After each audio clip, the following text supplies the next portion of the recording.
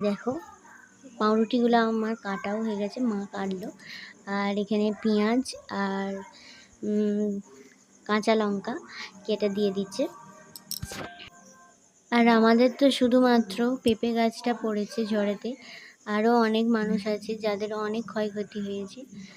আর আমাদের এদিকে তো সেরকম কিছুই হয়নি।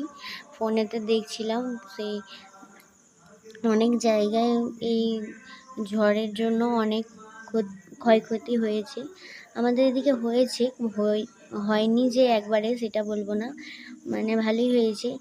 এই রাস্তাঘাটের গাছপালা পড়ে গেছে।